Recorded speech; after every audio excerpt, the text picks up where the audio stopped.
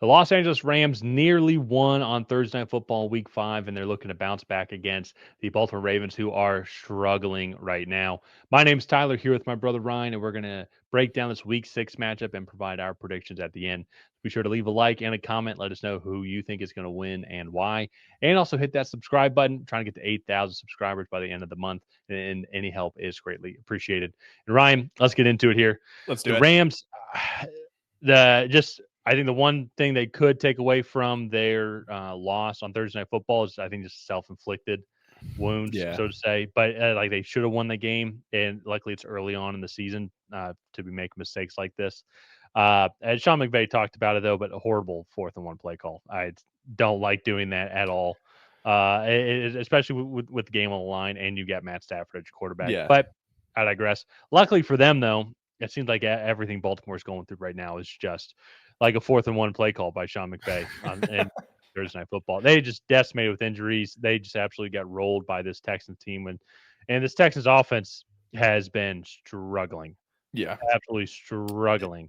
And this Ravens team made them look like they were Yeah. Madden 99, just absolutely dominated. Like CJ Stroud, 23 for 27, four touchdowns, 244 yards. Something we haven't seen from Houston, like anywhere close Yeah. performance this year. And to me, I think it's just solely on all the injuries that Baltimore is going on right now.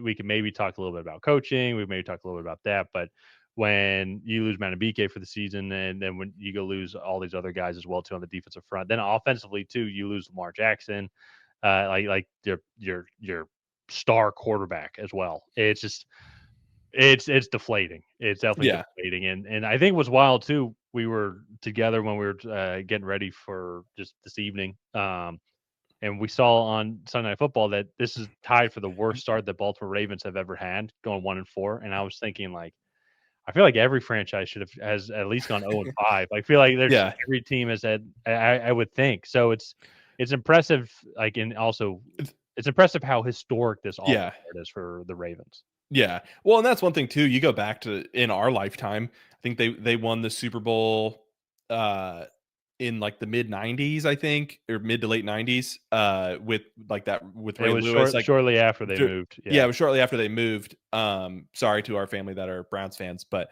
uh like and since then they really have not 2000. 2000. Yeah. They really have not been bad. Like historically bad like this. Like they've been middling.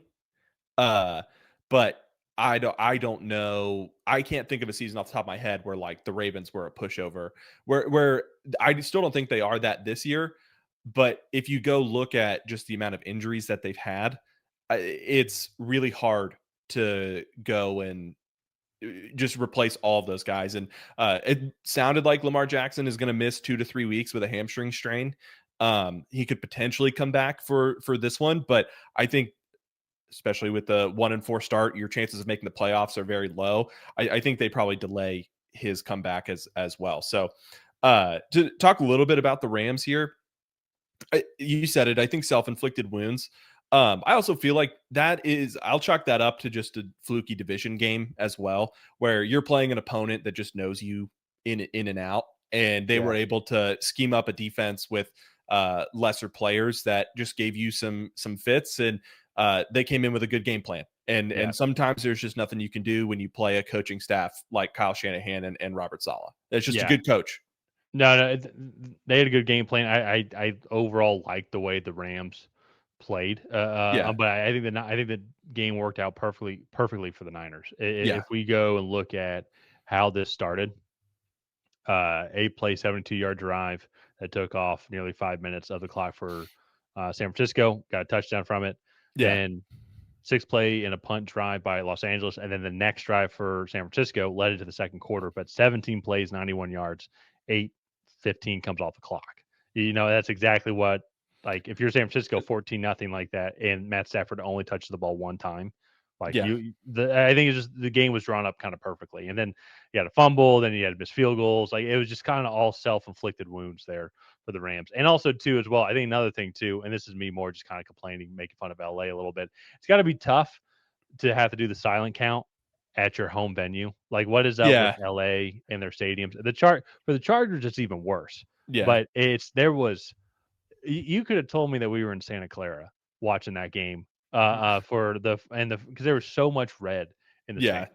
stands, It also So too obviously San Francisco and LA are not close geographically, but you are still in California. Like it's in the like well, yeah, same state at least. and the Niners have been there for a long time, and I'm Yeah. just saying, the Rams only moved over there like Yeah. 8 years ago or something like that. So I'm just saying, overall, it's way worse for the Chargers. But with it, we're not really talking too much about this game because I think especially too with the way that this defensive front seven for the Rams, Yeah. I think they're going to dismantle. This is a Yeah. very similar way that the Will Anderson and this Houston Texans front seven really get after Cooper Rush, really shut down Yeah. uh, Derrick Henry and everything. What was Derrick Henry's stats? He only had 15 carries, 33 yards. He did get a touch. He got their lone touchdown. So decent day fantasy wise. But in general, though, yeah, like just a rough performance overall. Not really much they can do. Now, the Rams secondary is a little bit more vulnerable than the Texans secondary. Texans, I think, just have a solid defense through and through, all 11 guys. But Rams, there can be a little bit of vulnerability in the secondary, so maybe they can exploit that. But once again, though, too, this kind of goes back to why I was questioning a little bit preseason. Typically, when you get a backup quarterback, you want to get somebody that resembles like the style of play from your starting quarterback, and that's why I thought guys like Tyler Huntley was a great Yeah. addition. It's like nowhere near as good as Lamar Jackson, but at least he can scramble. He can Y- fit in that offense really well. Cooper Rush is not is he's literally the y- exact opposite. Your It's whole like offensive system has to change. And I know yeah, like they were 1-3 coming into this matchup, so they haven't built up a lot of offensive momentum anyways. But anything that you have built well, and kind of yeah, started to compound upon, in my opinion, totally goes away because now you have a traditional pocket passer style, and it's a totally different game. yeah, So yeah. Yeah, it would have benefited them to get a like Tyrod Taylor or maybe get Tyler Huntley or yeah. Robert Griffin the third. I have no idea, but still though it's but get a quarterback that has a similar style of play. But that's neither here nor there. I'm going to go with the Rams on this one, and I think too if you just look at the Ravens schedule, I have to see when Lamar does come back. But you have a bye week in week 7.